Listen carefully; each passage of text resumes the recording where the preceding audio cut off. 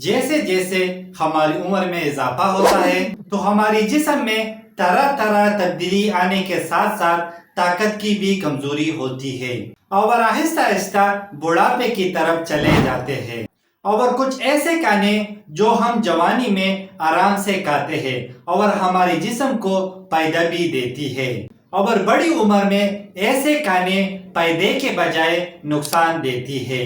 اور اس طرح عمر کے لحاظ سے غلط خوراک کھانے سے کئی بیماریاں پیدا ہو جاتی ہے۔ السلام علیکم ویور، امید کرتا ہوں کہ آپ سب خیریت سے ہوں گے۔ بات کروں گا 5 ایسے کھانوں کے بارے میں کہ جن کی عمر 50 سال سے زیادہ ہو ان لوگوں کو نہیں کھانا چاہیے، اور اس خوراک سے ہر ممکن کوشش کرنا چاہیے، کیونکہ ایک اچھی صحت کے لیے بہترین کھانا کھانا نہایت ضروری ہے۔ تو سب سے پہلے بات کرتے ہیں چینی کے بارے میں۔ تو چینی کھانا نہایت نقصان دہ ہے کسی بھی عمر میں،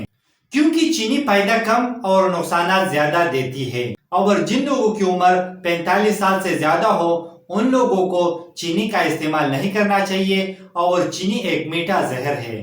اور کچھ لوگ سوال کرتے ہیں کہ ایسا کیوں ہوتا ہے؟ تو ہمارے جسم کو جتنا شوگر کی ضرورت ہوتی ہے اکثر ہم اس سے زیادہ استعمال کرتے ہیں، اور جتنے بھی بیکری کی آئٹم ہے ان میں شوگر کی لیول بہت زیادہ ہوتی ہے، جیسے کہ آئس کریم، بسکٹ اور کیک وغیرہ۔ اور جوانی میں زیادہ شوگر استعمال کرنے سے ہماری باڈی پہ اتنا اثر نہیں پڑتا کہ جتنا بڑھاپے میں ہمارے جسم پہ اثر پڑتا ہے، کیونکہ جوانی میں ہمارا میٹابولزم سسٹم تیز ہوتی ہے، اور جیسے جیسے ہماری عمر بڑھنے لگتا ہے تو ہمارا میٹابولک سسٹم سلو ہونا شروع ہو جاتا ہے، اور ہمارے جسم میں کمزوری ہونے لگتا ہے۔ اور جب ہم اس عمر میں زیادہ شوگر کا استعمال کرتے ہیں تو اس وجہ سے انسولین ریزسٹنٹ ہوتی ہے اور ہمارا جگر خراب ہوتا ہے، اور اس وجہ سے ہمارا وزن بڑھنے لگتا ہے۔ اگر آپ کی عمر 50 سال سے زیادہ ہے